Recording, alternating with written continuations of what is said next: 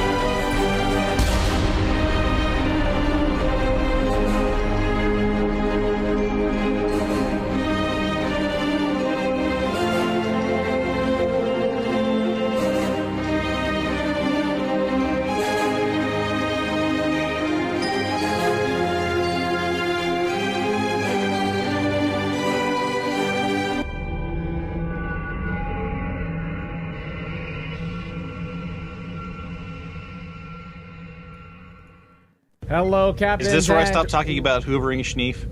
I just do it for the Benjamins. You are Okay, unbelievable. okay. You're just, I can't. You can't tell me stop doing this and then right when you go live, not me. You can't. That's true. That's true.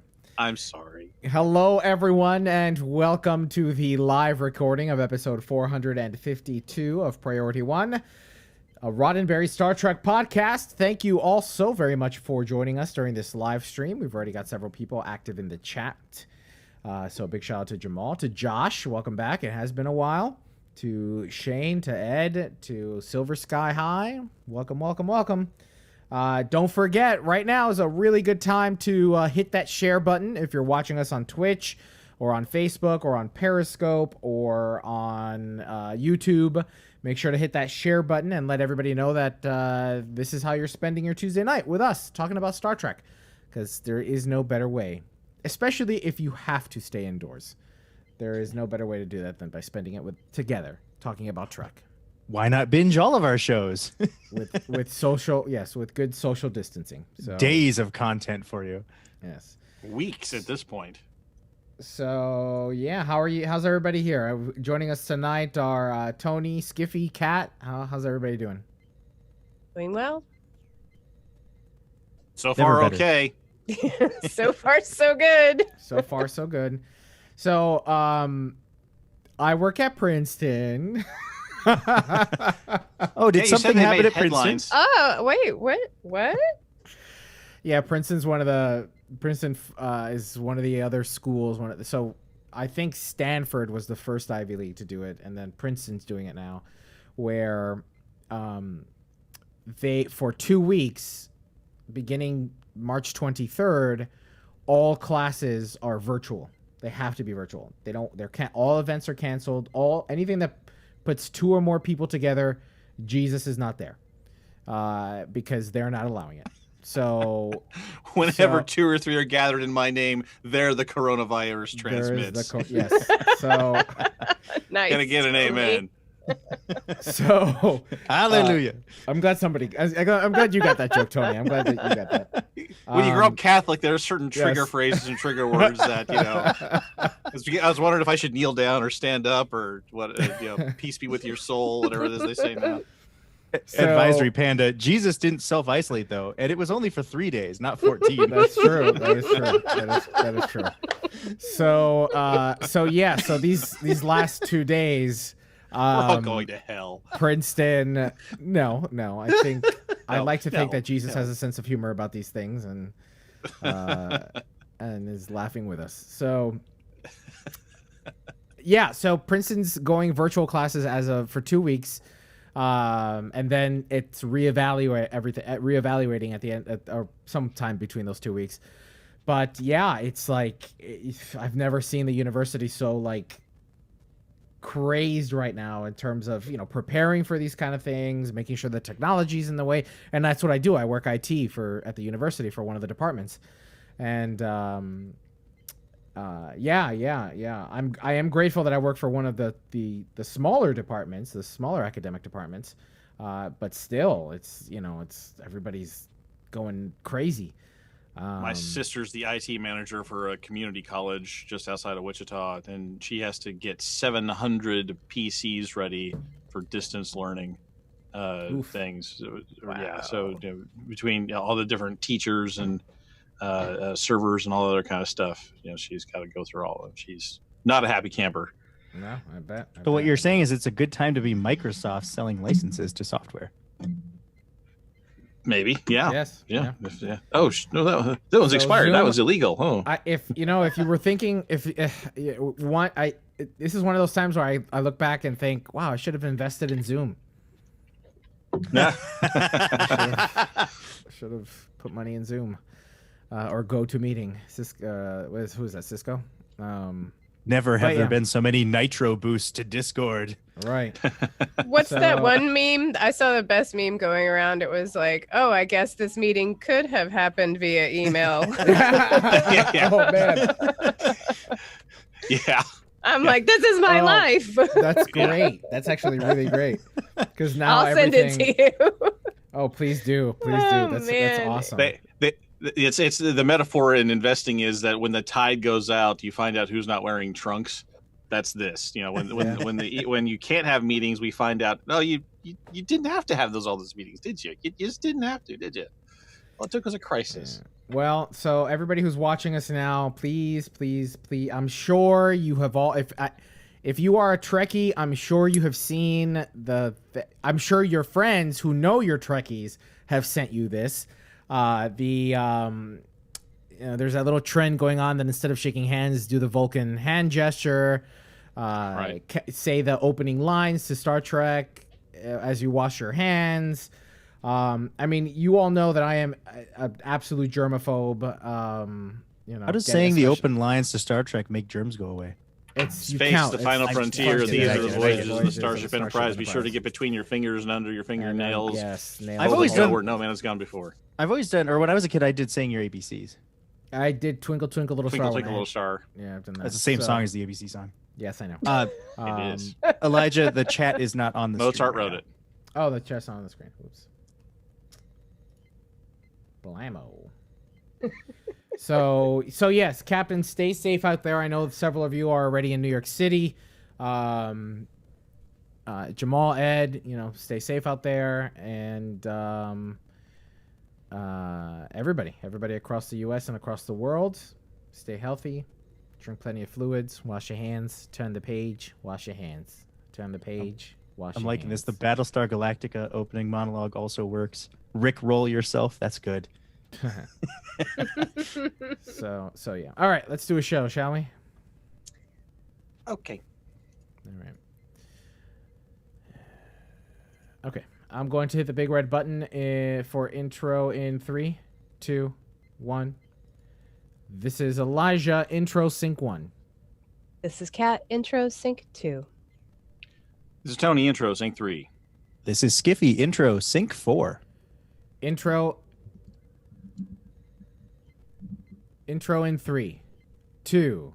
Oh shoot, Tony, can you read it? Intro in 3. Yep. 2. This week on Priority One, Shaban is back on Instagram with more answers to fan questions before heading to the Hollywood Reporter to discuss Nepenthe. Next, Jonathan Del Arco talks Hugh, and Star Trek has an answer to... Well, as doors slam all around me. Next, Jonathan Del Arco talks Hugh, and Star Trek has an answer to COVID-19. In gaming news, the Legacy Bundle breaks, gets fixed, and the Star Trek Online team has big plans for the next summer event ship. Then we look on screen to Episode 7 of Star Trek Picard, Nepenthe. Can you do this for me? What can I do for you? Change Legacy Bundle break into bug. You're just gonna. Okay. I'm gonna say My audition bugs. just crashed. Do you want to restart it? Why don't you guys just go without me? I won't talk at the segment. Well, I'm Skippy gonna doesn't have say. any parts in this one. Well, I do. I have to say in our audio booth is our audio engineer Skiffy. All right, I guess not. All right. Well, fine. then we should stop and restart it. All right, stop. Everybody stop. We're off to a good start here, folks. Welcome to Priority One, a Roddenberry Star Trek podcast. Preparation is The good news is my wife's home from the hospital. Yes. Oh, good. That's the door slamming was. She works there, right? She's not. She wasn't there because Yeah. She, works she in the didn't. lab, She didn't so. wheel herself home on a wheelchair, right? Like while you're doing the Right. podcast. Sorry, honey. You're on your own. Hey, this I week. have priorities, okay? I called her an Uber. It's fine. It was an Uber X, okay? Take care of my wife when she's sick. What's an Uber X? It's the fancy one. Citrix. Go to meeting is Citrix, not Cisco. That's right. We ready to roll? All right. Yeah, I'm gonna hit the big red button for. Are we stopping or Oh yeah, Yeah, we're restarting. sorry. Skivvy's audition crashed. I'm assuming Skivvy's back. I think I'm back recording. Oh, I know why it is. It's still crashing. I know why it crashed. It's because there's a sample rate mismatch. Oh. That sounds bad. It worked You'll have to earlier, but probably- then I made a new file with the right sample rates because I was at 4,800 and now I'm at Right. 4,400. So you're going to reverse polarity on the tachyon stream and it'll all be fine. That's right. It usually fixes that. I just have to make a new file. Everybody watch Skiffy. Everybody all watch Skiffy. That is much better. All right. Okay, I'm good. All right. I'm gonna hit the big red button in 3, 2. This is Elijah intro sync 1. This is Cat intro sync 2. This is Tony, intro, sync 3. This is Skivvy, intro, sync 4. Intro in 3, 2. This week on Priority One, Shaban is back on Instagram with more answers to fan questions before heading to the Hollywood Reporter to discuss Nepenthe. Next, Jonathan Del Arco talks Hugh, and Star Trek has an answer to COVID-19. In gaming news, the Legacy Bundle bugs, gets fixed, and the STO team has big plans for the summer event ship. Then we look You said on bugs screen. gets. In gaming news. Bugs get fixed. Okay. In gaming news, the Legacy Bundle bugs get fixed, and the STO team has big plans for the summer event ship. Then we look on screen to Episode 7 of Star Trek Picard, Nepenthe. Hello, Captains. You're listening to episode 452 of Priority One, a Roddenberry Star Trek podcast. Your weekly recap and review of all the major news happening in the Star Trek multiverse. This episode was recorded live on Tuesday, March 10th, 2020, and available for download or streaming on Friday, March 13th at PriorityOnePodcast.com. I'm Elijah. I'm Cat. And I'm Tony.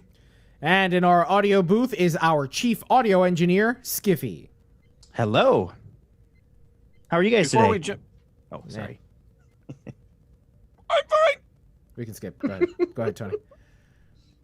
Before we jump into the news, we want to invite you to join in on the weekly conversations, whether via social media platforms like facebook.com/Priority One Podcast, on Twitter or Instagram at Priority One Pod, or by email to incoming@PriorityOnePodcast.com.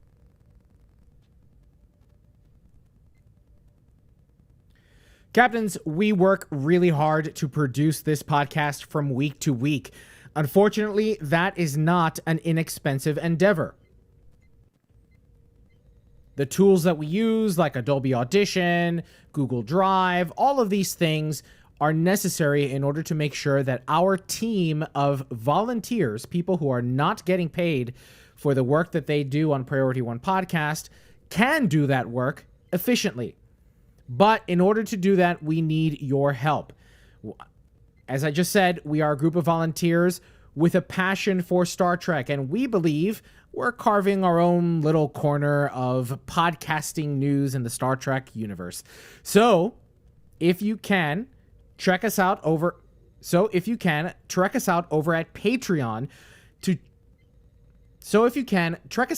Patreon and find out about all the cool perks we offer to those of you that can offer a financial contribution to the show.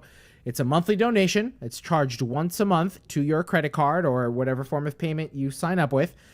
And you'll get perks like joining us on our Captain's Table Discord channel, an exclusive closed Discord channel only for our patrons and hosts and crew of the show, so that you guys can talk directly with us throughout the week, whether it's discussing the latest episode of Picard or a tweet or something in Star Trek Online. It's a way for you to keep in touch with us between episodes. I do need to write something. Make patrons Something Make good radio, la, la, dark la. side? Something complete. Something dark side. Something order execute what? Execute Order 67. Ugh. Fuck. I'm sure you mean that in a nice way. Mac. I keep trying to do command on a Windows machine. Windows PC. Yeah, don't do that. You're gonna open up all kinds of different issues there.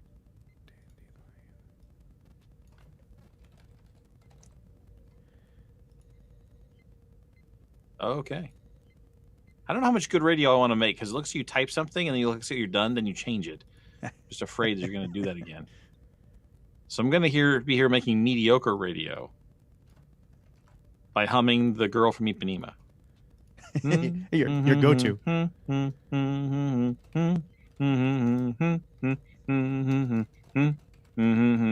Well, that's like grocery store music. Yeah, it's our go-to hold music over at guard frequency. Kenny G's The Girl from Ipanema. I'd play the real thing, works. but we got copyright strike the last time I played a track. That's right. Yeah. Don't do it. Yeah, don't do that. you dare. We weren't striked. It was just claimed. Oh and it my was... god, I just got signed out of all my freaking Google Docs.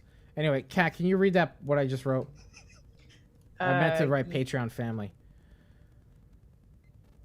Oh, okay. Speaking of patrons, we want to welcome Dandelion and thank Timothy Massing for increasing our Patreon family. For growing. I'm sorry. You bro increasing. I know. That's because I was doing 4 things at once. All I was right. humming. Speaking of patrons, we want to welcome Dandelion and thank Timothy Massing for growing our Patreon family. All right, we can wrap out now. Now let's check out the latest news from the Star Trek multiverse. Everybody hit stop. I'll be right back. Oh, that only wasn't a a train 6-minute wreck at intro. all, guys. No. What? That was There may be some- swimmingly. There may be some fodder for the blooper reel in there, I hope. If there isn't, we're not trying hard enough. That's very true. Oh, we got the rest of the show too, so. Kat's only on her first glass, and Elijah probably is too. I mean, First? Oh no. oh. Rough day at the office. This far. This is glass number 2. Okay, all right. I'm back. Sorry. This is where a bless your heart, Now I can't sweet hear you. summer I'm trying child to would be hear you. appropriate. You throw that in there. Glass number 1, you bless your heart, sweet summer child. Yeah. Can you guys hear me? Been a rough We can week. hear you. Yes. I can hear you. Cat's We like, could hear you, yes! but we were having a conversation. We were discussing. And you Oh, just were you? stomp all in. That's what directors do. Pay attention to me, everyone. I'm executive producer. Why did you create your own folder, Skiffy? Yeah, that was an accident. It should have What? deleted. Is there another folder? Hang No, on, no, let no, me- no. It's just Skiffy made a mistake. Empty trash. Hello, Michael McDonald. Hey, Who's Jeff that Films guy? joining us. Jason, Jake is in the Panda. chat. Panda. So thank you all. Don't forget, if you're watching us right now, tell your friends that you're watching us right now. If you're stuck at home, You know, tell them that isolating. they can get their... Yes, if you're all self-isolating, social Distancing. If you have to be social on, if distancing. you happen to be on any cruise ships, good luck. So, you know, I was following a few people who were on the Star Trek cruise ship. I don't know, man. I think one year I'm gonna do the cruise instead of Vegas, because they look like they had a blast. And Gates McFadden gave a tap dancing class, and I keep tap shoes in my trunk just in case. Just in case you're into What? Gates McFadden. Just in Like- case. Wait I a run minute. into Wait a Gates minute. McFadden. What? Are you serious? Don't ask. I am serious. Yes, I have tap shoes in my trunk. Not really for just in case, but because I never took them out. But I do have tap shoes in my trunk because I do a didn't lot know of you theater. knew how to tap. That's interesting. I do. Okay, then. I'm just wondering why he's never done the talent show at Vegas. There is with no that. talent show. That's that. What's that? Gotta work that into a karaoke routine or something. Work it into a karaoke routine. I'm gonna do the Data. What I want to do actually for karaoke. Have you guys seen Data rapping when he reads his poem about Felis Catus? Mm-hmm. Elias Gaddis, yes. And have you seen it where they put the Dr. Snoop Dogg track under it? No. So it sounds No, I like haven't he's seen it. rapping I it. need to see this. Oh though. man, hold on a second. I just had it. Oh man, I need your Data- taxonomic nomenclature. Oh man, I love that. Endothermic quadruped, carnivorous nature, yo. One of my favorite episodes is that, or one of my favorite moments in TNG is when Data's brain gets scrambled in the computer, the ship's computer, and just everything starts getting replaced with Data stuff. And Riker's standing there rehearsing for a play, and he just delivers that poem because it's on his pad. Do you guys have any idea what I'm talking about? Do you remember Yes, this? I remember that. I He's just all love like, that. "What?" He's like, I recognize it. It's Data's poetry. I'm putting it in. Well, if I copied it like a normal person does on a Windows machine, all night. That all night I'm one gonna be doing key it. is just throwing you, isn't it? I'm gonna do it all night. All right, boom. I just shared it with everybody in the chat, and I'll throw it in Discord too. No, I'm not.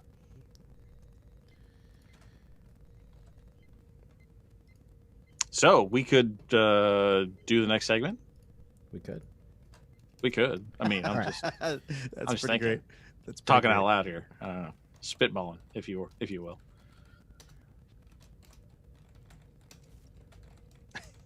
All right, I'm gonna hit the big red button for check Okay, it out. all right. That's just a theoretical discussion or whatever. Yeah. What? I was like, I was trying to subtly hint we should start the next segment. You're like, yeah, we should, and then we just like dead silence for more. I'm like, oh, Because I was doing, we're not gonna? dude. I'm running the stream. I'm copying links to share with our loyal fans. Like I can only do so much, Tony. You're pushing me, Tony. There's You're only pushing one me. of me. Woo, everyone needs to take a deep breath. I'm all stressed out in here. I'm low on toilet paper. I've got a bidet. We can't. No. Don't use that excuse. I know you got a bidet. I know you. The toilet paper's not a problem for you. He's hoarding it. He's running a toilet paper black market out of his apartment. I He's knew like, it. I told you all 4 years ago. You're gonna listen to me. Yes, that's true. That's true. Yeah. Guess what arrived today at Amazon from Amazon Prime? Oh, nice. Welcome to the club. Haven't installed it yet. What are you doing? I Are got you the doing it hot water on- version. Get out of here. Yeah, but I'm why is curious this how it a- works. Like, do you have to plug it into an outlet? Like, how does it work? You run a line from the hot water from your sink. So it works best if you have a pedestal. The bathroom down here's got a pedestal sink, and so I'll probably install it here. And if it works out okay, I'll get more for the other ones. Ah, interesting. Well then, welcome. One of us. One of us. One of us. One of us. On today's bidet talk. Yes. Yeah. Our daily news update. Oh, no, my no. God. All right. That one wrote itself. That was good. That just was just right there. I'm going It's to right hit the there. big red button in 3, 2, 1. This is Elijah. Trek it out. Sync 1. This is Kat. Check it out. Sync 2. This is Tony. Check it out. Sync 3. This is Skiffy. Trek it out. Sync 4. Trek it out in 3, 2, 1. Just as he has the previous 2. Okay. I didn't have the file open because I was signed out of everything, so that's why I delayed that very long. Okay. Why is somebody highlighting the whole thing? What? Who is it? Tony Hunter. You have the whole thing highlighted. Thank you. Well, I unhighlighted it for you since that's a big problem. Well, you can one fail stroke. And now Look at Jake's Jake. dicking with it. Trek it out in 3, 2. Just as he has the previous 2 weeks, Picard's season 1 showrunner Michael Chabon answered fan questions. Answered fans' burning questions on Instagram Live. As in the previous iterations, just like the previous iterations of the quick scrolling Q&A, Chabon had some fun things to say, some insightful thoughts, and a ton of information about Star Trek's newest series. Now be advised, from this point forward, spoilers are aplenty. Okay. Be advised, from this point forward, spoilers aplenty are inbound. As you'd likely guess, many questions arose about this week's guest stars, Riker and Troy. When asked about Riker's reserve status, Chabon responded, quote, "He retired from active duty when he was still captain of the Titan. Were he ever to be called up to active service, he would presumably retain that rank," end quote. Chabon later told a fan that much of Riker and Troy's backstory never made it to the screen, and the Titan was referenced but later dropped for reasons Chabon could not recall. In regards to why Riker and Troy left active duty, Chabon said, quote, "Riker and Troy made the obvious but painful choice to go on inactive states and move to Nepenthe for the sake of their family and their child's life," end quote. In regards to why emergency holograms aren't... Then he asked a question that Arfi was wondering about. What about those emergency holograms not being included in the synth ban? What about them? Chabon said, quote, "It was certainly debated, but a distinction was drawn, possibly because some fail-safes and limitations had already been put in place in the wake of the experience with Voyager's doctor," end quote. What do you think about that, Skiffy? I think that is an answer. I mean, if the doctor from Voyager was enough to save the holographic race, so to speak, I don't understand why Data wasn't enough to save the synthetic race. Finally, Chabon explained the killing of Hugh. Well, sort of. He said, quote, "One of the stories we are telling in this season on Picard is a story about tragedy. One of the stories we are telling in this season of Picard is a story about the tragedy of being Borg. Or, more precisely, of being assimilated, and then, even more poignantly, being restored from assimilation and struggling forever after with assimilation's traumatic legacy."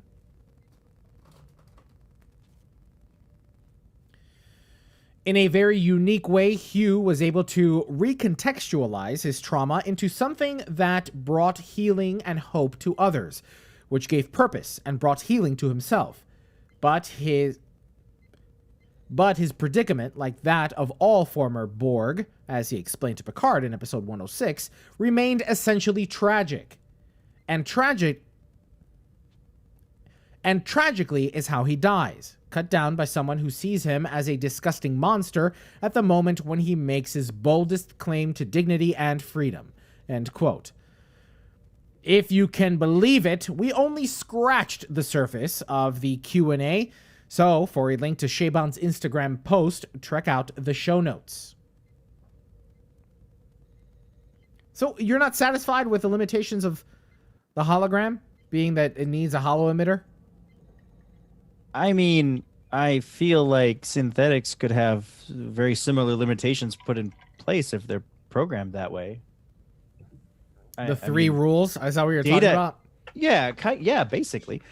Data had an off switch. I don't know. He did. I don't know what else to say. Well, yeah, he did have to grab his thigh to make it happen. And so, when they filmed it in the 80s, I guess that was okay. But here in the enlightened 25th century almost, reaching around Android's backside to grab his off switch, I don't know. Might not be kosher anymore. Now, probably one of my favorite teases from this Q&A by Shaban is that we might actually see the new Enterprise on screen in this show. What, they're going to end season 1 the way they ended season 1 of Discovery? I don't know about that, but Well, I mean, they're stealing stuff from every place else. So, I mean, I guess why not? I mean, if you steal from yourself, it's not even really stealing. It's an homage. Right. I suppose. But is it going to be the F? I know it's the F in the comics. Oh, I don't know. He didn't specify. Please let it be the J. Oh. No. No. The guy who designed that ship doesn't even like it. Doug Drexler hates that ship. That's true. Terrible ship. All right, let's move on. Shaban doesn't only do it for the Insta, the Q&As that is. He also sat down with the Hollywood Reporter this week to talk Picard, and more specifically, Nepenthe. Shaban spoke about the reunion of Picard and the Troy Rikers and about the tense moment Picard had with Deanna. Quote, when you're in the scene and knowing who Riker and Troy are and who they have been... Again. Quote. Okay. Quote, when you're in the scene and knowing who Riker and Troy are and who they have been and trying to project them forward into a narrative that feels believable and incorporate some of the themes of this show, like reckoning with the past, if you're a fan of the show, this interaction, it's necessary. It's not expected, but it's important to the character of Picard to have this moment, end quote. He continues, quote, when someone calls you out on your expletive like that, on the things you're dealing with and not acknowledging that you should acknowledge, to me, that's the definition of a friend, end quote. Shaban also admitted to THR that Hugh and another former Borg, Icheb, were not originally planned for the series. The showrunner said of Hugh, quote, the initial germ of having Hugh evolved? Okay.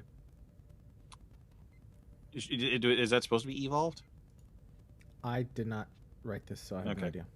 I'm going to read the copy as written. I'm going to assume it's right. Which one is it? If you click the link, maybe it'll tell you. Evolved, involved. We'll just. I think it's evolved, or it's supposed to be. The germ evolved. Okay, we're gonna go with that. He's written books. He's a published author. I suppose he knows what he's talking about when he uses words that way. The showrunner said of Hugh, quote, of having Hugh involved. Involved. Involved. Yes, the initial germ of having Hugh involved. Shaban explained, and that he would die came from a neural. That makes much more sense. Mm-hmm. The showrunner said of Hugh, quote, the initial germ of having Hugh involved and that he would die came from the natural discussions of what does it mean to have been Borg? So once we sort of committed to a big part of our season being about the lives of former Borg, and my phone going off, that's a major part of the show. I'm going to turn this down now so it doesn't do that again.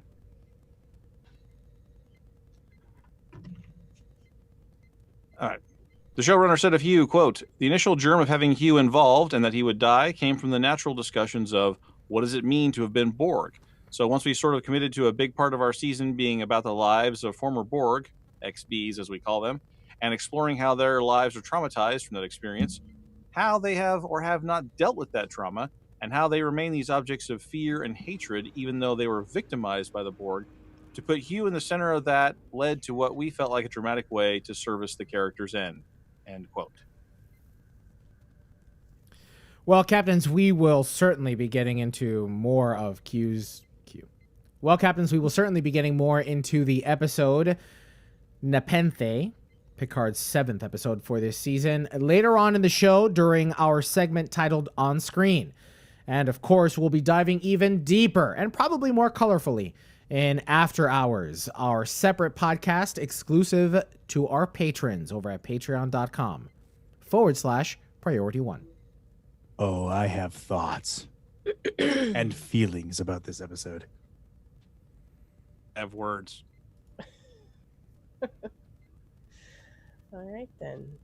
Michael Chabon wasn't the only Star Trek insider Michael Chabon wasn't the only Star Trek insider to defend the death of our beloved Hugh. I thought you were turning that phone. off. I did turn it off.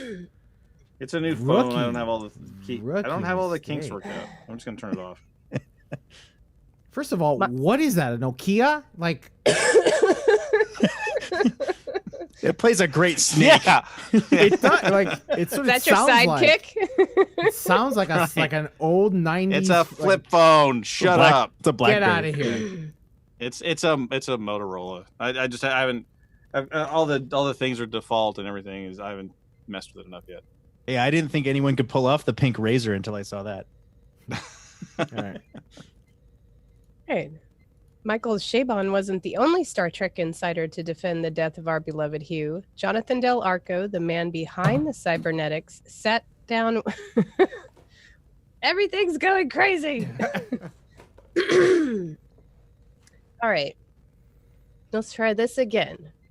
Michael Chabon wasn't the only Star Trek insider to defend the death of our beloved Hugh. Jonathan Del Arco, the man behind the cybernetics, sat down with Jordan Hoffman to discuss Hugh's ultimate sacrifice. Quote, well, it's really important in the show, in the world, because the world of the show is dystopian and very few people are willing to put themselves on the line for each other. There's a need for that sort of connectivity and self-sacrifice. So honored to have died for Picard, end quote. Del Arco went on to explain how the news of Hugh's demise affected the way the actor saw the role, saying, quote, actually, it was very liberating. When you start a new series, you're always trying to not play it safe, but you're trying to do things that are not going to upset anybody. And actually, this kind of blew the lid off that for me as an actor. And I was just like, I'm going to go for it and really making bold choices as an actor. So it was really fun experiment that Take wait. it, and I was actually this kind of blue. Okay, hold on. And actually, this kind of blew the lid off that for me as an actor. And I was just like, I'm going to go for it and really make bold choices as an actor. So it was a really fun experiment that way. Let me do that again. So it was a really fun experiment that way, end quote. For a link to the StarTrek.com interview, check out our show notes. It really was a touching tweet and video that he put out. He has certainly embraced his return to Star Trek, even though he got killed off. He came back and was really. You could tell that he was really excited. I mean, I remember a few months ago, I think there was a convention in Argentina, perhaps it might have been Brazil, and he filmed a video, kind of promoting it, saying that he was really excited to go, and he did it. He did it in English, he did it in Portuguese, he did it in Spanish. I mean, awesome. And now he's dead. And now he's dead on the show. He did such a good job. I mean, I loved all those moments, just to see him again and to see, it kind of brings his whole storyline. You see him, become an individual, and then you see him give his ultimate sacrifice. For Picard, too, no less. Must save until on screen. Must not editorialize yet. And I'm done. Sorry. Are we done? Mm-hmm. Or is it's back to me. I'm done. Now, captains, with the increasing risk of COVID-19 more colloquially. Now with the... All right, captains, with the increasing risk of COVID-19, or more colloquially known as the coronavirus, the U.S. Center for Disease Control has issued a few tips on how to protect yourself. And who better to read this news than your Trekkie germaphobe? Now, here are some tips that the Center for Disease Control recommends, including avoiding close contact with others and proper hand washing techniques. And we might have yet another little tip for you that's inspired by Star Trek. On March 2nd, former presidential hopeful and founder of Humanity Forward, Andrew Yang, tweeted a photo of Leonard Nimoy's Spock doing the Vulcan salute, saying, quote, "I hate to say this, I'm not much of a germaphobe myself, but we might want to work on a personal greeting that doesn't involve physical contact." End quote. Sound crazy? Well, the U.S. government doesn't think so. You see, in a closed-door meeting of the House Democratic Caucus on Tuesday morning, an attending physician suggested the avoidance of touching and offered the Vulcan salute as an alternative. From the CNN article, quote, "Hand-to-hand contact to be avoided," the physician said. Is to be. Quote, from the CNN article, quote, "Hand-to-hand contact is to be avoided," the physician said. The physician oh my gosh, physician, I can't say the word now. Physician. The physician, oh my God. It's one of those words now that if you get, yeah. The physician. The people doctor.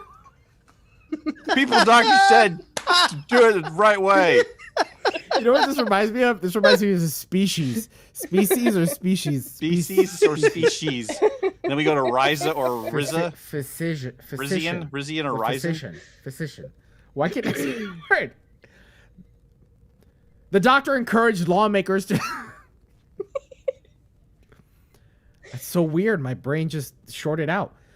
The doctor encouraged lawmakers to use the Star Trek greeting, according to Democratic Representative Dean Phillips of Minnesota, though he noted with a laugh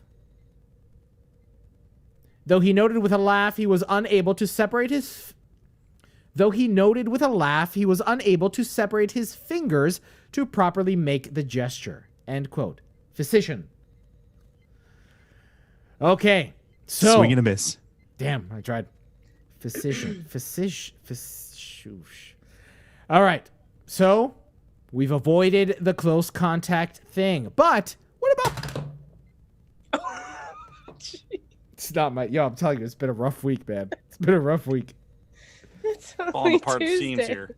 It's only Tuesday. It's been a rough week. It's been a rough year this week.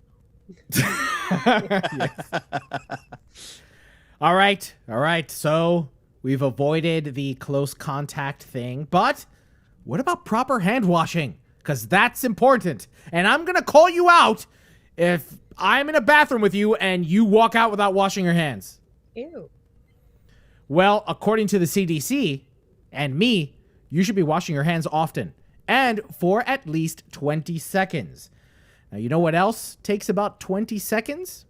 Quoting the opening to Star Trek.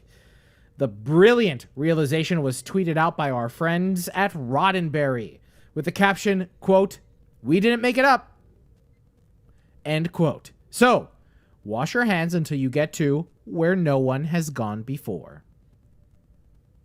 Now, if you have extra dirt on your hands, the physicians recommend that you use the Kirk version, which of course ends where no man has gone before, because it takes longer to do it in a Kirk voice. Space, the final frontier. These are the voyages of the Starship Enterprise. You know, Picard is much more smoothly delivered. So, you know, extra dirt, go Kirk. The Kirk one can be reserved for showers. Well, that's like Kirk on some sort of muscle relaxant, but yeah. Well, all I can say is, captains all around the world who listen to Priority One podcast, please stay safe out there. Practice proper practice proper hygiene and follow the recommendations from your local governments and in the United States, the CDC, because we've got STLV coming up in a few months in August, and thankfully people seem to have been able to, and thankfully people were able to enjoy their time on the Star Trek cruise, and no person that I've learned of has been positively tested for any sort of virus or shown any symptoms. So take good care of yourselves out there, captains. That's all I have to say. Tony, do you mind? Do you want to do that part? Do you want to do that one again? Take care of yourself, captains, because it sounded like you wanted to say more. Yeah, I did. Take care of yourself, captains. So, captains, take care of yourselves, and we want to know if you plan, and we want to know in our community question this week if you plan on using the Vulcan salute as your new de facto. And Duh. De facto. Duh. De De facto. De facto. No. No, De it's facto. de facto. De facto. Oh I don't. Obviously, Look, I cannot- physicians around the world, especially from the Rizian De quarter. Ladies and gentlemen, this is Skiffy. The physician. English language has been canceled this evening.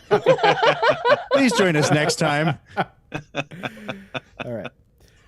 So, captains, take care of yourselves out there. And we want to know if you're going to take this opportunity to use the Vulcan hand gesture to salute your friends. Let us know in the comments section for this episode at PriorityOnePodcast.com or by replying to our community question post throughout the week. All that work and didn't even use de facto. Well, captains, that's all the news we have to trek out this week. Now let's find out what happened in the world of Star Trek gaming. Physician. Stop. Everybody hit stop. Are we doing game print? No. Okay. The hell's wrong with me? You ever listen to Physician? somebody else struggle with a word so much that you start to struggle with it yourself? 'Cause Yes. that's where I'm at right now. Yes. I don't even know the proper pronunciation of physician. Species. What is the Oxford They're pronunciation both of that proper. word? They're both. They cannot both be Um, proper. Winter says all Yes, the they St. can. Patrick's Day events got canceled in Ireland. That's tragic. Oh my God. For that You to know happen it's in bad. Ireland? I know. You know it's bad. When? Dang, that's a bummer, Winters. Sorry to hear that, man. They'll just all get on their webcams and drink by themselves online. Panda says your pronunciation of species is specious. What? If species is specious? Well, the argument about it is specious, that's for sure. Just All right. doesn't matter. Let's do stones. All right, I'm gonna hit the big red button in 3, 2, 1. This is Elijah. Stone News Sync 1. This is Kat, Star Trek Online News, Sync 2. This is Tony, Stone News, Sync 3. This is Skiffy, Stowe News, Sync 4. Zeph Films in the chat says, we're not allowed to drink maple syrup from the trees anymore in Canada. Stone News in 3, 2. All right, captains, we've got some good bundle news and then some bad bundle news. Bad news, the Star Trek Online Legendary Starship Bundle is no longer available for purchase by PC players. For those of you who purchased the bundle already, you'll still be able to reclaim the ships from the C-Store. For those of you who did not, you'll have to wait for the ships. For those of you who did not, you'll have to wait for the ships or the bundle to eventually return. Good news, if you're a console Star Trek Online... Okay. The good news, though, is if you are a Star Trek Online player on a console, like PlayStation 4 or Xbox, you'll be able to purchase the Legendary Starship Bundle yourself in less than a month. In a tweet posted In a tweet from March 8th, Star Trek Online announced the bundle would hit consoles in exactly 30 days. So save up those strips of gold-pressed latinum and get your best builds ready to go, console captains. Disclaimer, gold press platinum is not a valuable currency when trying to purchase the bundle. They fixed that bug for people that did purchase the bundle that could not reclaim their ships on other characters. But it got fixed fairly quickly. Yeah. All right, I don't have anything to say about that. All right, then. Let's see. On Tuesday... Hold on. I swear I'm not getting sick or anything. It's just allergies. If you need to cough or sneeze, please turn to the side. Don't get on your microphone. Yeah, into the elbow. That's good. Yeah, because if it goes in the microphone, we're all going to get it. That is the good thing about our podcast is that we're not... For the first thing is that we're all in different states. Exactly. Self-isolating. No problem. And plus you're drinking disinfectant. Oh, well, absolutely. I knew I should have got whiskey, too, to celebrate St. Patrick's Day. Anyway, on Tuesday morning, Ambassador Kale posted an interesting new article in the Stowe News blog. With the 2020 summer event already on the team's mind, they've decided to let players in on the creative process. On 4 weekly community live streams between March 11th and April 1st, members of the Cryptic development team will appear on stream. As Kale's blog says, quote, they'll be coached by a member of our ship design team. Quote, they'll be coached by a member of our ship design team or our concept artists, and all 4 of them will be assigned the same basic concept, a Rysian science ship. For the next 2 hours, they'll hand draw a design for a ship based on... For the next 2 hours, they'll hand draw a design for a ship based on that concept, end quote. The schedule of the team members appearing will be on March 11th, senior environment artist Nick Duguid. March 18th, test analyst Christian Griffith. March 25th, senior content designer Jesse Heinig. April 1st, systems designer Jonathan... Ooh, is that Herlock? Herlock?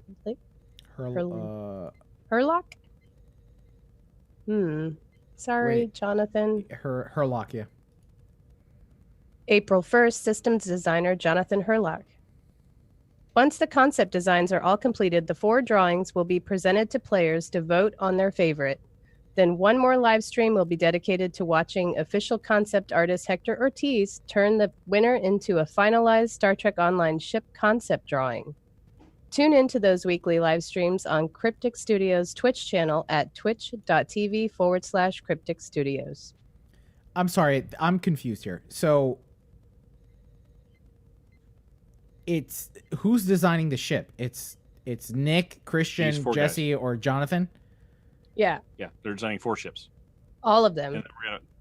And then we'll vote to see who's the best. Yeah, they're going to sit down and be told, you're drawing a Rysian science ship. Go. And they're going to design their best effort at a ship, and then we get to vote on which one we like the best. Okay, so it's not... And then Hector will do it for real. Okay, all right. Okay. I don't know. Awesome. I think it's cool that the other artists and other developers are flexing their muscle, and it's great that they're getting feedback from the community in terms of the progress. I don't know. I kind of wish that they would do another Enterprise contest. No. Why not? No. I wanted 2 a reasons. Ferengi Number 1. ship. Yeah, well, maybe the Ferengi might work, but they don't need to do it anymore at the Enterprise. They've got their flagship. They've got the Odyssey. No. I'm not saying to do another Enterprise. I'm saying to get concepts from the community and then pick the favorite from the community. Oh, no, they can't do that. that. They can't do that without a work for hire agreement. Well, and I mean, they did it for the Enterprise F, right? They made it into a contest, and the winner had to, figure... There are ways to figure it out. Skiffy and I, and the other podcasts that we've done, we went to a finale for a community contest for Star Citizen. That ship hasn't really ever fully materialized, So I'm pleased to see that this is a more streamlined process that's definitely going to turn into something in time for summer. Because by this calendar, Hector will be done with it by mid-April, which gives them 6 to 8 weeks to put it in the game, which I think is a reasonable goal. And because it's all internal to Cryptic, we avoid the problem that Kat was talking about, having to do contracts and whatnot. And we avoid the Star Citizen problem, which is having a bunch of people that don't really do this very often jump into it for the first time. And they said they'll be guided by either ship design team or concept artist. So they'll say, don't do that. That's a great strut you want to put there, but we can't make that work in the engine. So they'll have some guidance from the beginning. I mean, Rycian ships follow a basic shape and template, so I think they'll have a basic shape down, right? Just with modifications. I don't know. This will be really. I'm excited to watch these. Is there a design language for Rycian ships? Rycian ships? Is there? I don't know that there's anything that screams Rycian to me. They usually kind of look like a speedboat. Like they're fast and they have those two. I don't know what you call those. Like the catamaran hull. Those things, yeah. But I don't think they're bound to that though, and I think that's the great thing. If they were to go a different direction with it, I don't think anybody would care. There's not going to be like a whole, cadre of people that come up and say, "Oh my God, you ruined the Rycian aesthetic. We can't have 3 hulls." No. I only fly Rycian ships. All 2 of them. Yeah, exactly. Yeah. There's enough of a brand here that I think gives them some direction, but there's plenty of flexibility of no one really knows what a Rycian ship looks like as opposed to say a Ferengi or a Klingon or a Romulan ship. People have preconceived notions of those things. Plus, I just like that they're trying something new because, as you pointed out, Tony, they've done the next great starship. They've done the community designing a ship. They've done the Lucari thing where they let the community vote on like different options and put together the final design. And now they're going to try something by trying having their own internal teammates make something that they wouldn't normally make. I think it's great. Well, Captains, that brings us to our next community question for this week. Do you hope to follow along with the development of the new summer event ship? Let us know in the comments section for this episode at PriorityOnePodcast.com, or just follow us on Facebook or Twitter because we'll be posting these for your replies on social media. And this week brings us another Friday the 13th, and you all know what that means. According to the in-game event calendar, it's time for Star Trek Online's perennial Spook Fest, Hearts and Minds. Throughout the weekend of Friday the 13th, players can investigate the laboratory of Vulcan mad scientist Dr. Cybeck to determine why the research station has suddenly... This is Friday the 13th. By the time it gets out, nobody's going to... It'll be right on time. It'll be out on Friday, right? We should have covered it last. We should have covered it last week to give people a heads up. Oh, that's a bummer. It's not going to drop Friday morning. But I want to say perennial Spook Fest, Elijah. Sorry. It'll go live late on the 12th and end early on the 14th. Our show's not going live early on the 12th. What are you talking about? No, the event will start. And it ends a little the 13th, bit, little bit early on the 12th, and it ends a little bit. It starts late on the 12th, and it ends early on the 14th. The exact hours I can't tell you, but it's longer than 20. Yeah, let's just cut it. Kat, can you take it to This Week in Armada News, please? Yes. This week in Armada News, we have an announcement. We are changing TFO Tuesday to TFO Thursday. So starting next Thursday, let me look up the date, and I'm going to start that over. I should have probably knew that date. The 19th. All right. This week in Armada News, we have an announcement. We are changing TFO Tuesday to TFO Thursday. So starting on March 19th, join us on the Thursday, and we will run some missions together in game and, have a lot of fun, get some marks and dilithium. Also in Armada News, Epsilon Fleet has finally been working on its Tier 5 colony upgrades. Well done, Epsilon Fleet. And House of Martok working away at its final Tier 5. Wait, hold on. And House of Martok is finally working on its last Tier 5 colony upgrade. So thank you so much to all the members contributing to those fleets. Did I see something in conversation about a change to Admiralty and dilithium and how that's going to be great for like the Klingon fleet, for instance? Did I misread something? Well, I thought we talked about that last week, but they have changed the rewards basically in the Admiralty system, so you don't get straight up dilithium, you get fleet only dilithium as a reward. Well, there's two. They made two changes.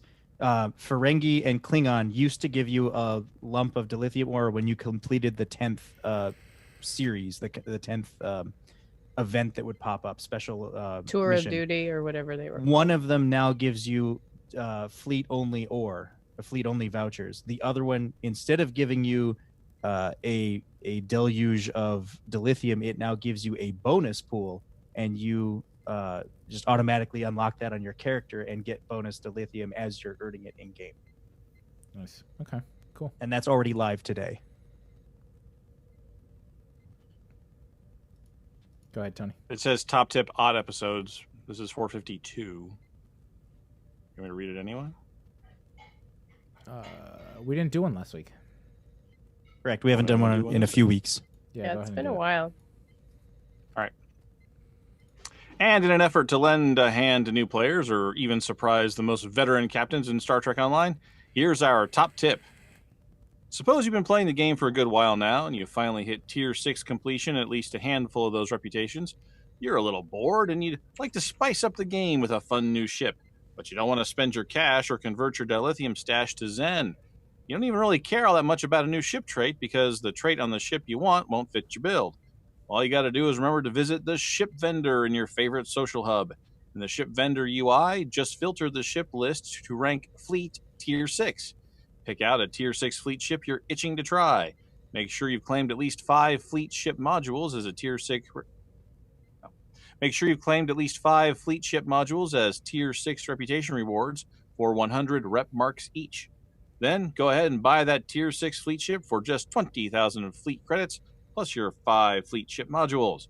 Since the modules obtained as rep rewards are character bound, they're only useful for fleet ship purchases anyway. And 13 modules is more than most captains will need to upgrade their favorites. And 13 modules is more than most captains will need to upgrade their favorite C-Store ships to fleet standard. Remember, of course, the fleet ships purchased through the ship vendor are not account-wide unlocks, and you won't enjoy their maxed. We done there? We good? Yeah. Okay. I think so. And Max you won't enjoy their trait, maxed mastery trait. Yeah, I think final. so. Yeah, that's right. And you won't enjoy their maxed mastery trait, but it's a great way to try out the one ship you've always been curious about without getting too invested.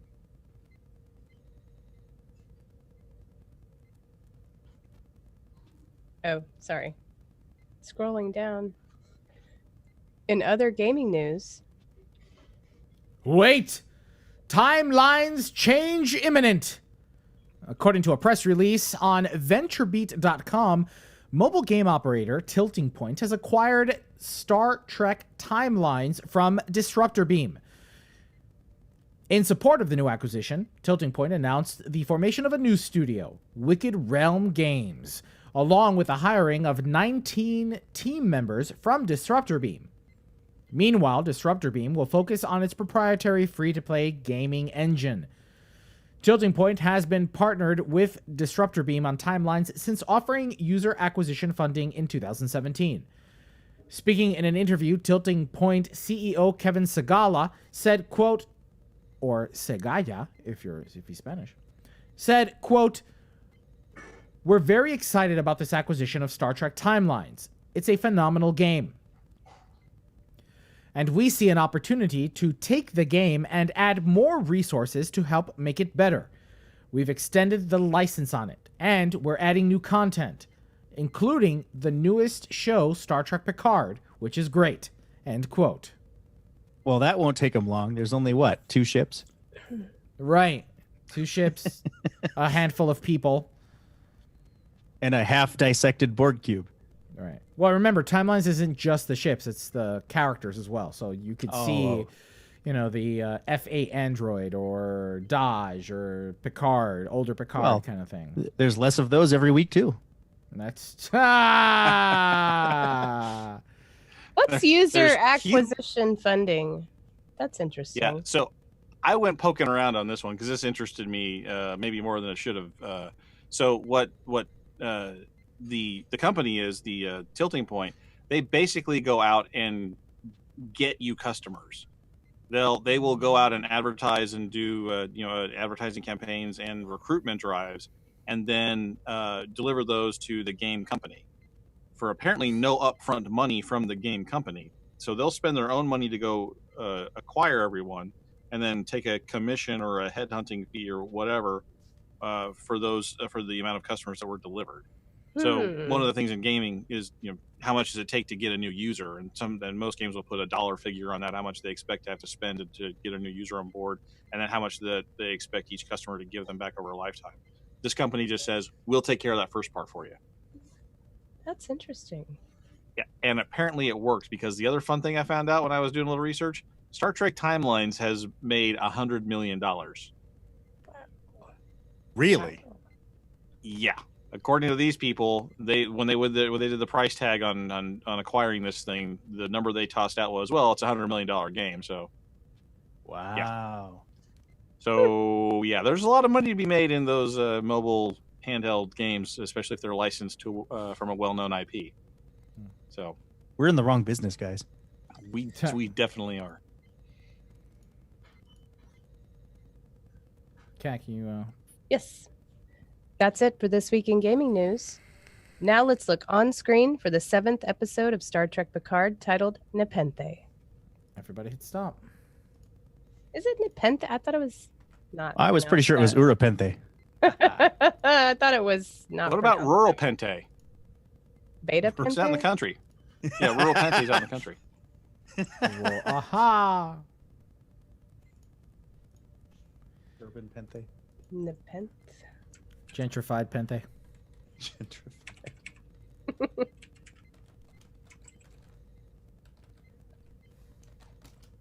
Gentripente.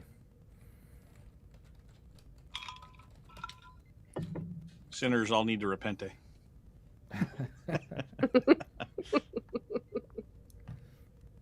It's the Catholic planet. Yeah. We can do Catholic jokes all night. All right, I'm ready when you guys are. Latin and incense. We All right, can do some overlap. I'm gonna hit the big red button in 3. Oh no! Sorry. Speak up. Sorry. This is a podcast. You gotta enunciate. Physician. Shut up. Physician. Okay, ready. I clearly had some kind of brain. He's a Risian physician, I'm gonna hit expert in many species. Fuck you.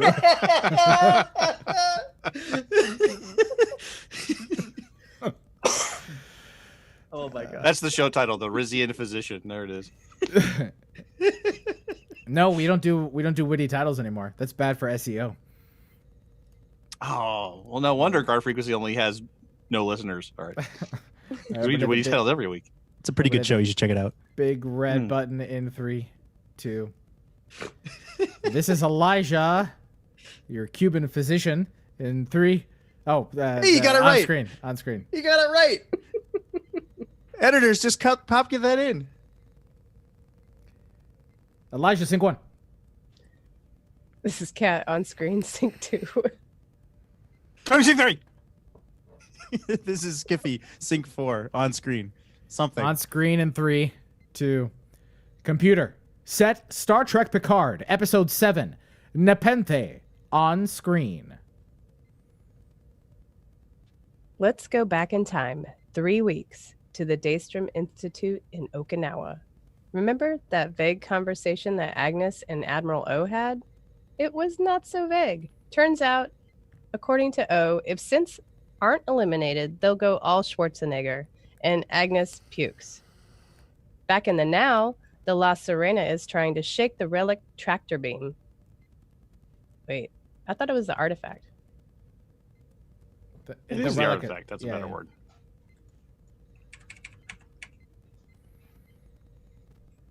Okay. Back in the now, the La Serena is trying to shake the artifact tractor beam. Narek is getting his ducks in a row, and once his snakehead is ready to launch, the La Serena breaks free. Oddly, no one has a bad feeling about this. Nice. On Nepenthe, Soji is told in the most nonchalant of ways that she is an android. Picard reunites with Will Riker, Deanna Troi, and their daughter Kestra. Kestra and Soji hit it off, but even their newfound sisterhood and the most delicious-looking bunny corn sausage pizza ever can't convince Soji that this crew is worth trusting. Troi scolds Jean-Luc in all the right ways, and our hero Picard proves himself to Soji. Hugh and Elnor are still on the Borg artifact, and things suck. Hugh watches XBs die, gets saved by Elnor, then gets Narcissus throwing dart to his neck. Narissa's? Is it Narissa? No, that was good. It needs to be like that. Narcissus. Oh. What? She is kind of a Narcissa, right? I know, right? I don't think anybody knows her as Narissa, though. Nurse. All right, what do we call them? The Romulan Lannisters? No, she's Rizzo. Rizzo. She's probably Rissa because it's short for Narissa. No, it's Narissa. But I like Rizzo. Romulan Lannister. Narissa Rizzo. Yeah, Romulan Lannister. I like. Yeah, do that. Hugh watches XBs die, gets saved by Elnor, then gets I can't even do it. It makes me laugh. Hugh watches XBs die, gets saved by Elnor. You can't laugh while you're saying. Yeah, you can't laugh. And then they all get shot like 80,000 times. God, it's just terrible. Okay. Good times. Hugh watches XBs die, gets saved by Elnor, then gets Romulan Lannisters throwing dart to his neck. But good news, Elnor gets away and calls an intergalactic badass 7 of 9. On the La Serena, Agnes gets cake and chocolate milk, then listens to Rios discuss a possible Rafi betrayal before injecting herself with Noranium? Is that what that is? Noranium hydride? Yeah, I guess so. Okay. Sounds great. On the La Serena, Agnes gets cake and chocolate milk, then listens to Rios discuss a possible... Well, it's not. It's not on the La Serena. It's on La Serena. No, hang on. She's been saying the La Serena the whole time, and now we can comment on that after we get done. Oh, yeah, I'm actually saying the. Sorry. Okay. Yeah. No, it's been written that way the whole time. We should comment on that, though. Oh, okay. On the La Serena, Agnes gets cake and chocolate milk, then listens to Rios discuss a possible Rafi betrayal before injecting herself with Noranium hydride or Agnes puke. But the La Serena crew lose Narek, thanks puke, just in time to pick up Picard and Soji. Let's dive in. Okay, first of all, my English-speaking friends, it is not the La Serena. You are essentially saying the Serena. It is just La Serena. Let's just keep it that way. Okay, my friends? There, I have taught you something today. It's like a hot water heater. It's just all kinds of redundant. All right, let's first talk about some touchstones here. First of all, the Sicarians are... No, this is all old. That's all old. We didn't do touchstones. Yeah. But, I mean, the whole show is a touchstone, basically. The whole show is a touchstone. All right, so let's talk about some of the more poignant touchstones of past Trek in this episode of Nepenthe. I mean, if you don't already know, Kestra is she's her sister's namesake. Is that what it is? Mm-hmm. Okay. So Kestra is Deanna Troi's sister's namesake. So if you remember the episode of TNG where Deanna's having these visions of her... Luoxana was. It's called The Dark Page, I believe. So if you remember the episode of TNG, what's it called? The Dark Page, I believe. Yeah, so Luoxana is having these flashbacks of her firstborn daughter, who Deanna never had the opportunity of meeting. Her name was Kestra, so they named their child, the Troi Rikers named their child Kestra in her honor.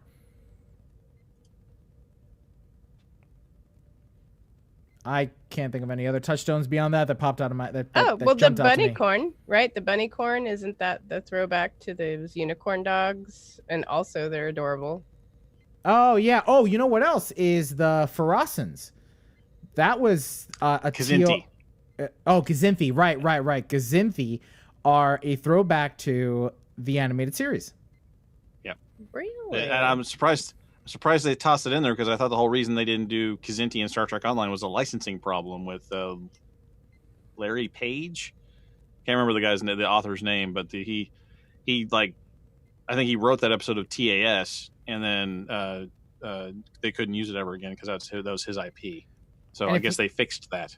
Now, you have to listen to it very carefully in the episode of Picard, because Riker kind of gives it a throwaway line. Like, he raises the shields in his little house on the prairie and, opens up the cannons and the missile silos and locks down the house, all because of the Kazinthi. So, yeah, you got to listen. You got to listen to that one.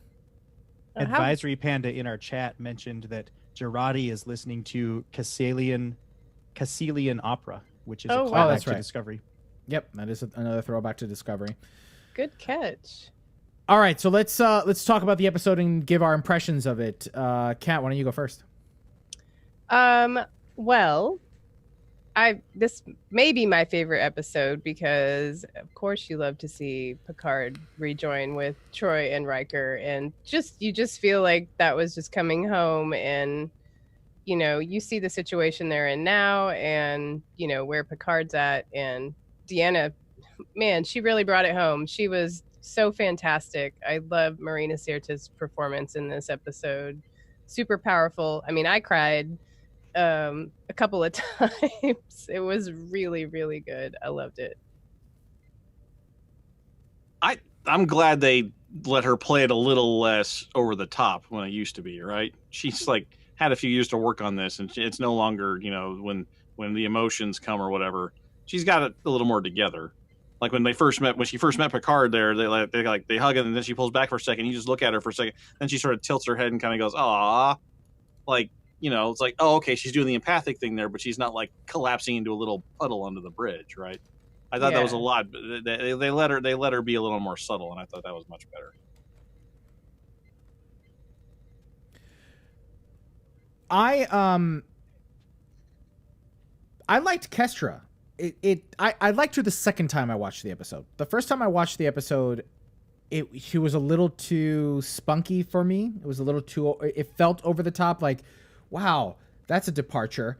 But the second time I watched the episode, I was like, okay, no, I could see her being their daughter. That's about right. She's blonde.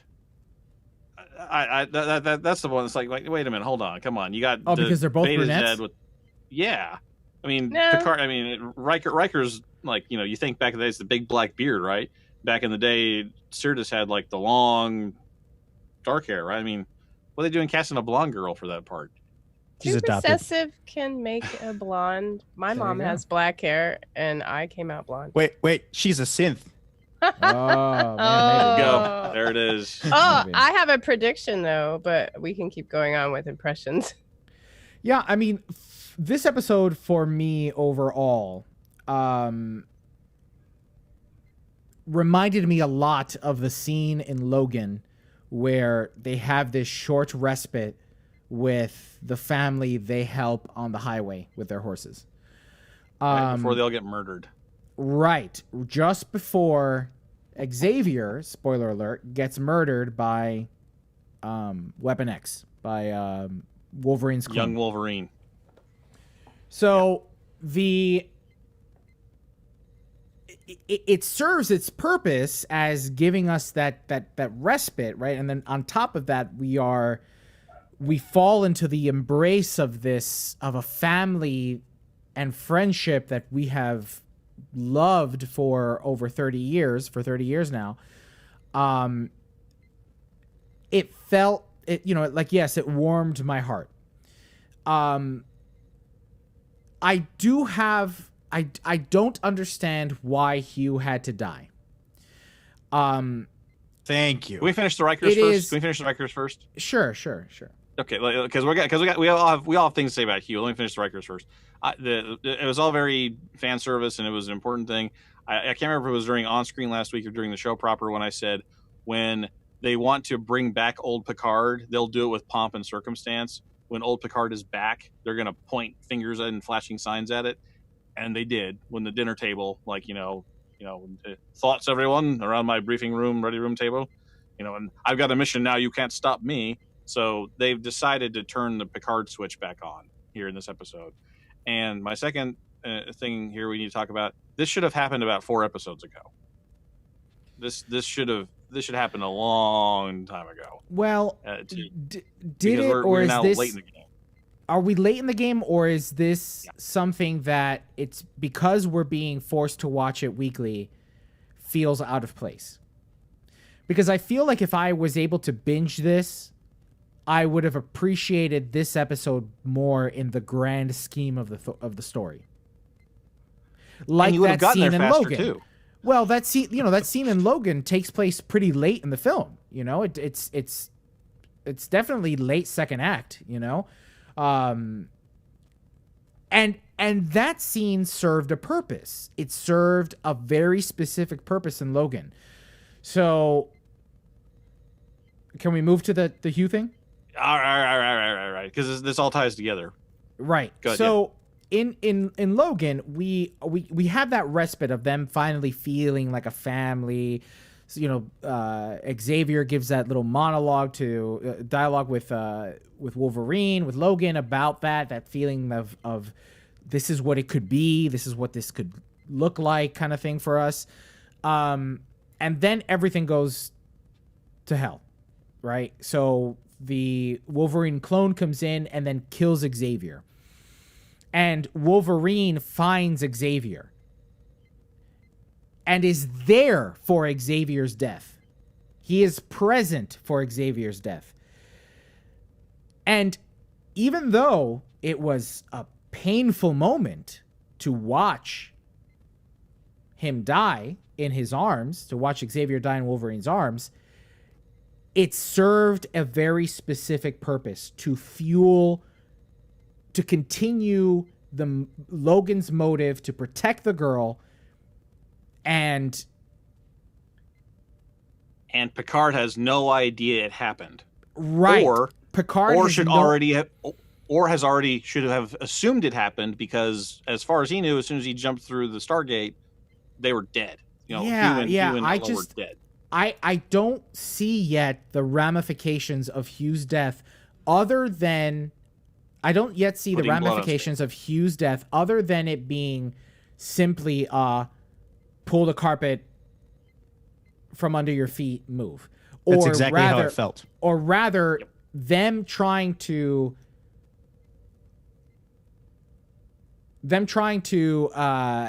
fill this. I'm sorry.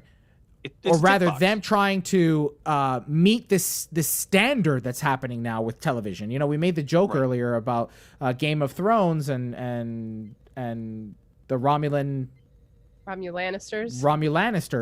right? There was a point where television writers seemed to think that it was in the best interest of the show if they kept yanking characters that audiences invested in, right? Like don't love these characters too much, because they can be taken from you, any moment. Be careful. I mean, this was definitely established in The Walking Dead for sure. And then later on in Game of Thrones and further, like, you just cannot, as an audience member, relax into the concept that a beloved character is going to survive something. And yet here we are in Picard with them seemingly falling into that now, this trope of serialized television that's happening as of late. You cannot trust that your character is going to live. And again, my question is, what purpose did this serve? Who is this going to influence? Is it going to be Seven? Did Seven know Hugh? Did Seven have a relationship with Hugh? Are we going to feel that connection between Seven and Hugh? we have to assume that Seven knows of Hugh because she was part of the collective after Hugh was assimilated. Right. So, but were they friends? Were they incommunicado during the Romulan relocation? Were they talking while she's on Fenris and he's on the Borg artifact? Are they sharing information? Are they friends? How are they if this is to show or move Seven's story forward? What time do they have to have us as the audience feel invested in that relationship? Like, yes, Seven's got to get revenge. How if they had played it where Picard witnessed the death before going through the portal, then maybe I could see like we have to go now. We have, but no, this was just them killing Q to fuck with us. Yeah. In the Game of Thrones, it followed the books, right? And the books were all very plotty, right? Everything was butterfly effect. This person dies, it has these effect on the characters around them because their particular angles or plot lines were connected to this character's ability to do X, Y, or Z, whatever. It was a bunch of dominoes that fell down, right? When Picard jumped through the Stargate, that was it. As far as he knew, Elnor and Hugh were going to their deaths. So when they actually killed Hugh off, all they're doing is fulfilling Picard's expectations. Hugh's sacrifice or whatever happened when he said, "Go through, I'll shut down the gate behind you." That's when his sacrifice happened. The show didn't need to kill him because he'd already done the "Go, Captain, my Captain, I salute you" thing in the previous episode. The surprising thing would have let Hugh survive it against all odds. That would have been the surprising thing to let him reunite with Picard. And Elnor just met this guy like 5 minutes ago. What does he know? Right. Mofongo Jones in the chat says that. Like, what if Hugh's death is more to make Elnor feel remorse and dissatisfaction for letting down Picard? I maybe that's how they're going to play it, but as an audience, I'm already setting myself up to not believe that because they didn't write that in. Elnor just met the guy. Yeah, we're not that invested in Elnor as an audience yet. Yeah, well, and he's the next thing he does. Where did that little tag thing come from? Right, that was I think I think he pulled it off of Hugh. No, because he was alone on this platform because there's a zoom out moment or rather a zoom in moment, and he's by himself and it's hanging off of this thing in the middle of nowhere. Well, I watched it twice. I have no idea where that thing I'm came not from. sure, but when in the preview, Seven comes in is like, "Where's Hugh?" because she knew that was his tag or something. Yeah, she must know him. She must know him. But you see, this is one of those moments where I think this serialized storytelling, at least for Star Trek, is not working on a week-to-week basis. It's just not. I no joke, this weekend just binged The Hunters on Amazon Prime. And I mean, that is a phenomenal series. Holy crap. It had me from beginning to end. No joke. I mean, it's like 10 or 13 episodes, and I almost did it straight. I'm wondering if they are hurting themselves. They're not, because people are coming back and, they keep their subscriptions going for CBS All Access. But I just feel like this would just be so much of a better experience being binged. They shot themselves in the foot doing it this way. Discovery suffered from the same thing. They're making this to get people to join CBS All Access, but they're looking forward to 3 years from now when they get a new CBS All Access subscriber, and then those people can binge Star Trek Picard. All right. I mean, they're making a category a catalog that will have these shows in there, and people keep coming back to the well. Right. So, this was the episode where my wife said, "I'm done." She said last week it seemed like a Rube Goldberg device that they were just making intricate little things just to take longer to get from point A to point B. And she said I'm out. She says it's like why are they doing all this stuff? We know what needs to happen. Just go do it. Well, you know what? That brings up another good point about like your wife saying that she's done with the show. The longer we go into the season, the more I'm seeing this become more commonplace. This concept of Trekkies being really, really disappointed with the dystopia of Star Trek Picard. That there is so little hope so far. Like, we're just not seeing hope. We haven't seen hope since maybe episode 2. And even though this episode was a great respite because we were with Deanna and Will, it still killed Hugh, which was something that, like you said, Tony, would have probably been more surprising had he survived. And I think a bolder choice writing-wise to keep him alive.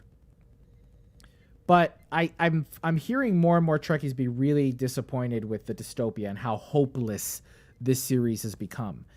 So I mean, even with the Riker, Troy Rikers, it was still kind of hopeless. I mean, you know, Deanna had to have a come to Jesus moment with Picard, and so did Riker. The synth band killed their son. The synth band killed their son. You know, yeah, that leads me to my prediction that I think Kestra's gonna develop the same condition, and now that Soji is her friend, they'll somehow develop a cure from that.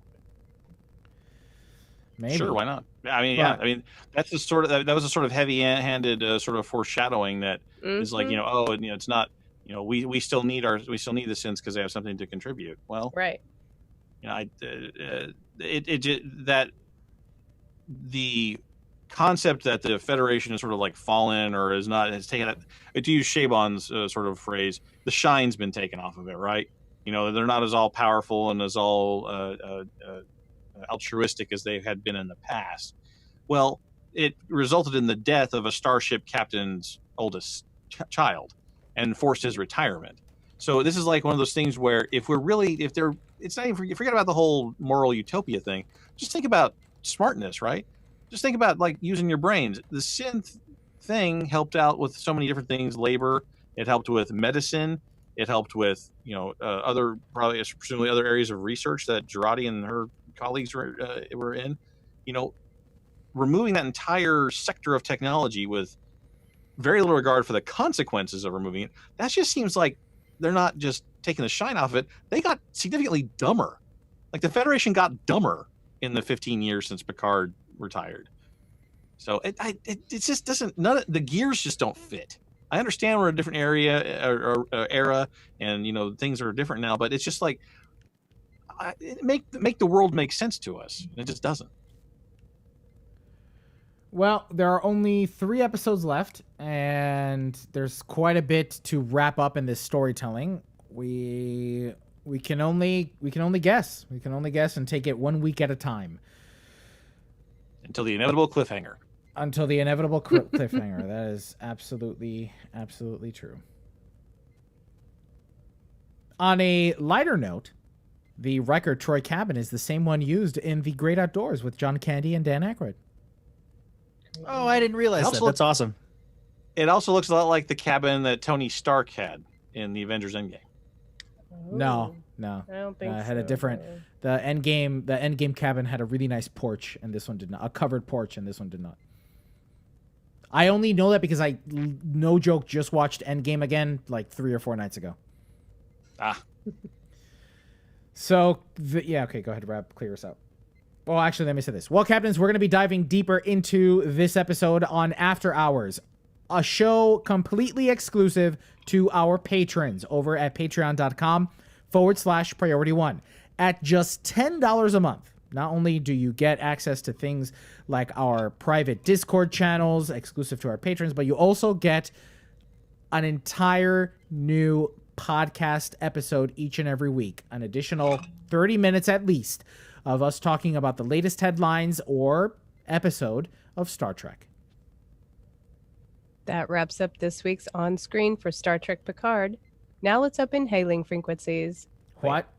I know, right? What? Now let's open hailing Oh my God. Physicians. I can't say it like physicians. Physicians.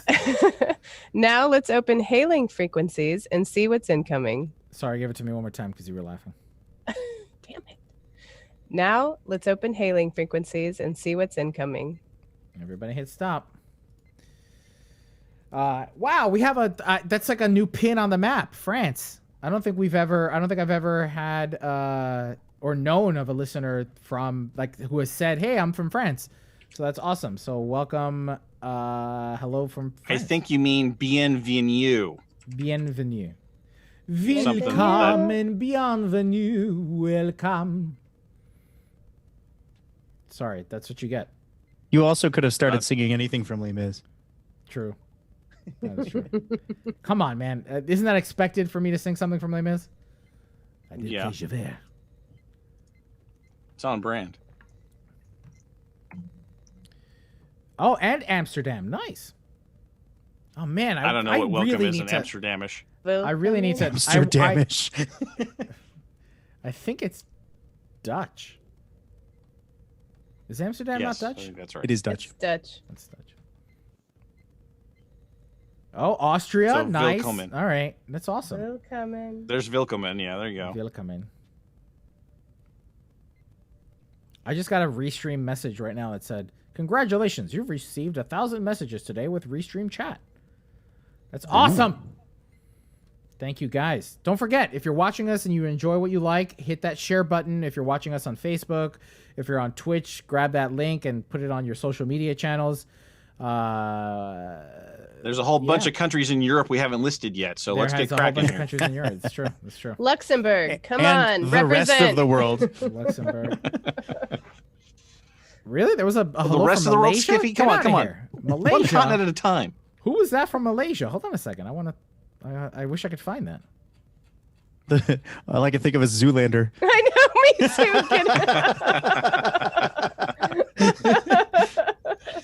He's trying to assassinate the Prime Minister of Micronesia.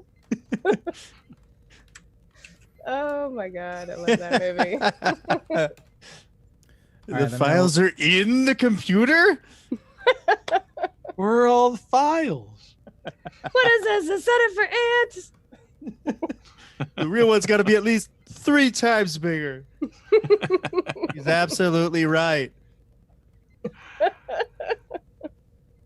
Man. You guys ready? Yes. All right. I'm going to hit the big red button in 3, I just love scanning for life 2, forms. 1.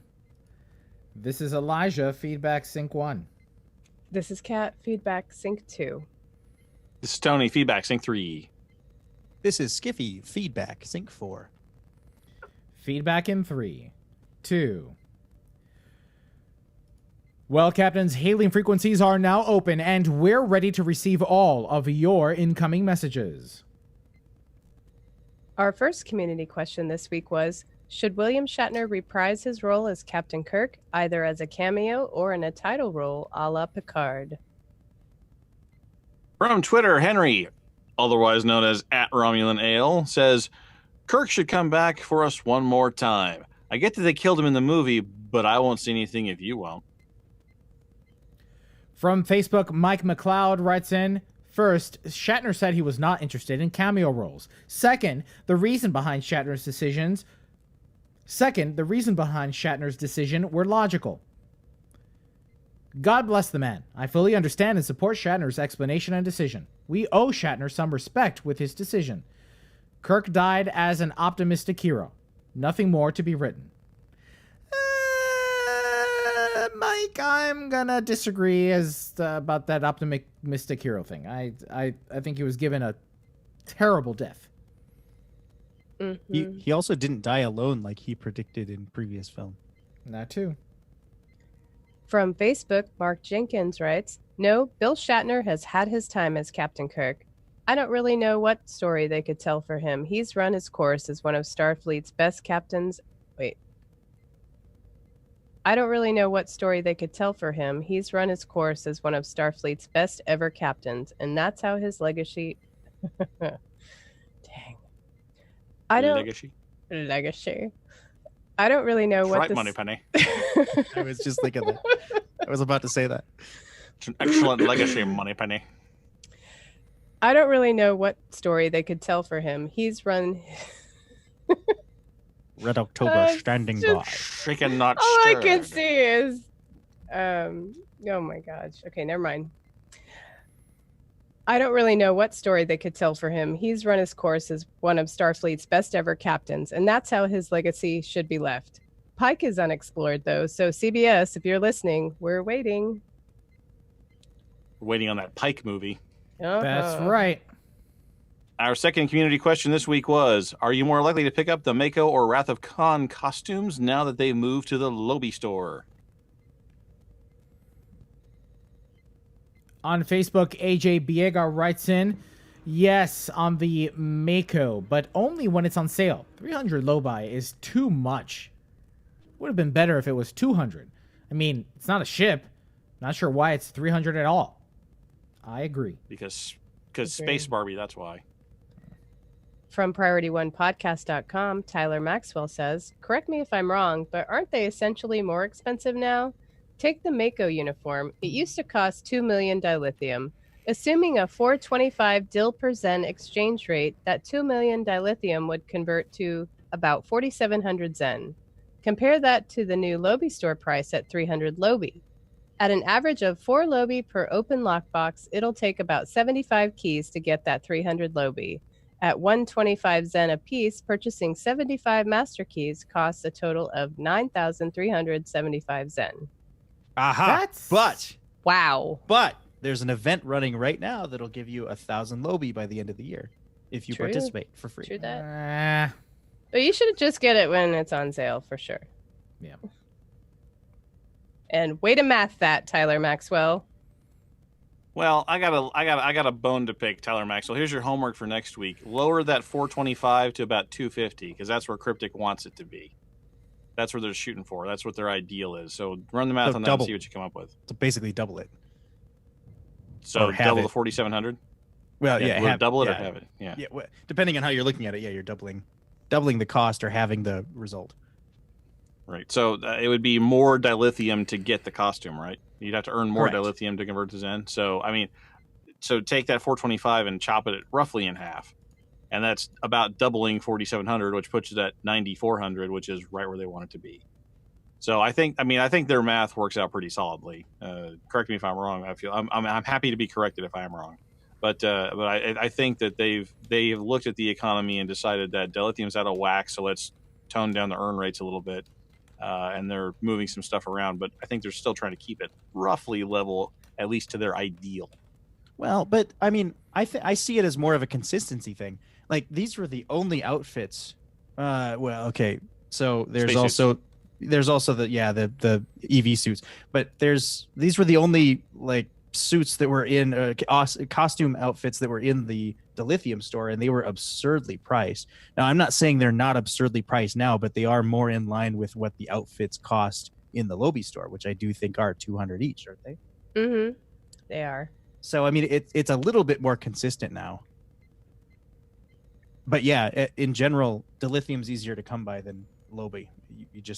There aren't that many outlets for getting free Lobi, but there's one going on right now. All right, everybody hit stop.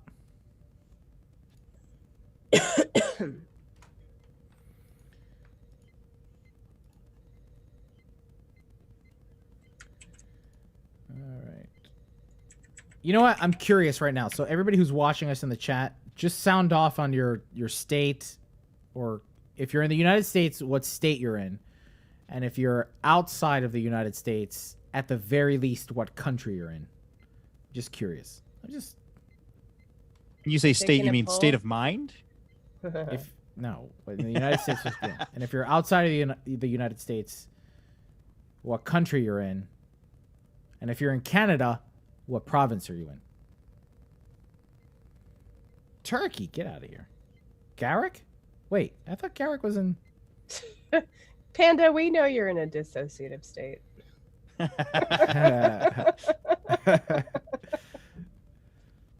Ontario. Oh, Zeph. Man, you just opened that question up for Jeez. Wow, a bunch of metaphysical discussions. Everybody's having I'm in a glass cage of emotion. I just triggered an existential crisis for everybody.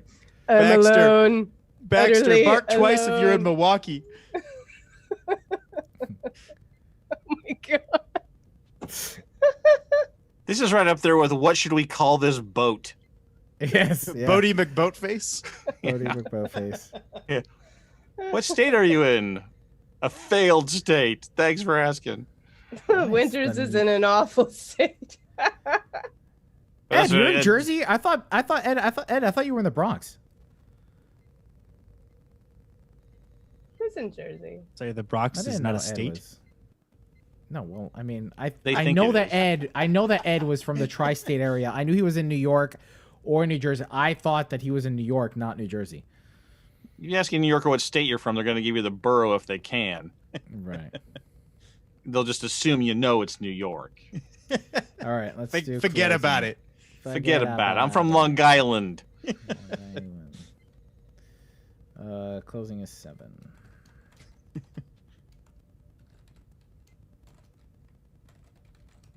All right, I'm gonna hit the big red button for closing in 3, 2, 1. This is Elijah closing sync 1. This is Kat closing sync 2. This is Tony closing sync 3. This is Skippy closing sync 4. He would do that. I could do that too, you know. I could do that, Yeah, but you didn't. but I didn't. Pay Closing, no attention. closing in 3, 2. Well, that wraps up episode 452 of Priority One, a Roddenberry Star Trek podcast, and recommended by physicians everywhere. But there are more great shows available to you on the Roddenberry Podcast Network. Just visit podcasts.roddenberry.com for a complete list. Then be sure to subscribe to them all and, most importantly, share them with your friends. We can't forget to send a special thanks to some of our Patreon supporters like Diana Gunther, Darnell Dwayne Ross, David K. Rutley, Joshua Selig, and Peter Archibald. And here's a reminder of our community questions for this week.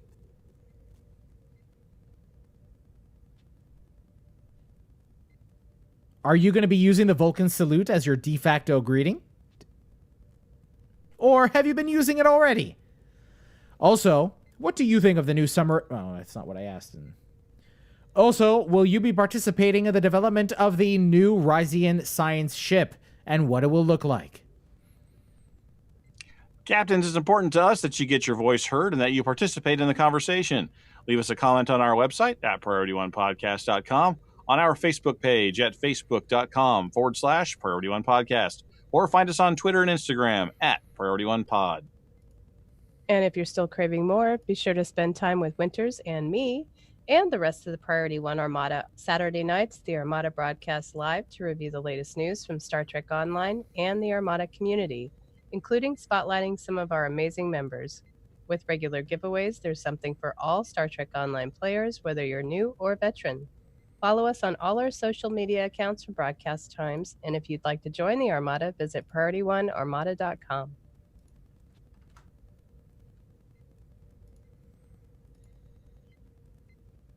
This episode of Priority One Podcast is brought to you by our patrons through patreon.com. Find out more and add your support to Find out more and add your support at patreon.com/Priority One. Even if you cannot make a financial contribution, please spread the word about our show and invite your fellow Trekkies to get their weekly roundup of news and reviews right here. It's your support that keeps us going. Don't forget to tune into Priority One Productions' Guard Frequency podcast at guardfrequency.com. Each episode, the Guard will take you inside the universe of your favorite space sims, including a tabletop adventure played out by your hosts. And Heroes Rise brings you up to date with the world of Dungeons and Dragons. Learn all about the latest publications, tools, tips, tricks, and traps in less time than it takes to skin a wyvern. Head over to heroesrisepodcast.com to discover their secrets. It's back to me. 1 second. Henry, if you're listening, check your email. Thanks to our audio editors, including Gray, William, Brandon. Hold on. Thanks to our audio editors, including Gray, William, Brandon, Rand, Daniel, Roscoe, and Skiffy. Thanks to our producer, Jake Morgan, and associate producer, Shane Hoover. for assisting in the weekly production of this podcast by organizing and writing up our summaries of the weekly headlines from the Star Trek multiverse. Thanks to our graphic artist, Henry Pomper, with support from Jason Smith of the Priority One Armada. Thanks to the composer of our theme music, Chris Watts. Most importantly, a big thanks to you, the Star Trek community, our listeners, because without your ongoing support, none of this would be possible. Everybody hit stop. All right, captains, thank you so very much for joining us on this episode of live recording of Priority One. We hope you'll join us again next Tuesday. What? What happened here? Yes. I don't know. What happened? What'd you do? What? What'd you do? What? Huh? What? Where? Audition is giving me a weird thing. Thank you so very much for joining us, and we hope you'll join us again next Tuesday. Don't forget, if you haven't already, hit that share button, hit that like button. The like one and the reactions on Facebook are also really important. If you're watching us on YouTube, hit that like button as well, and Twitch, whatever way you can interact with us on Twitch. Shut up, Skiffy. If you're on a platform that I don't use, do the thing that's positive. Calling me out. Make of my all the bullshit. socials. Thanks, everyone.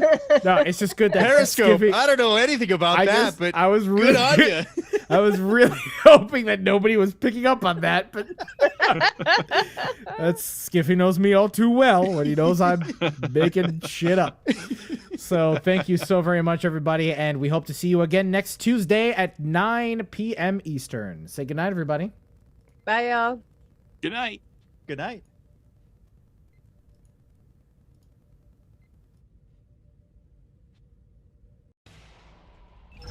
Command codes verified. Priority 1 message from Starfleet coming in on secured channel.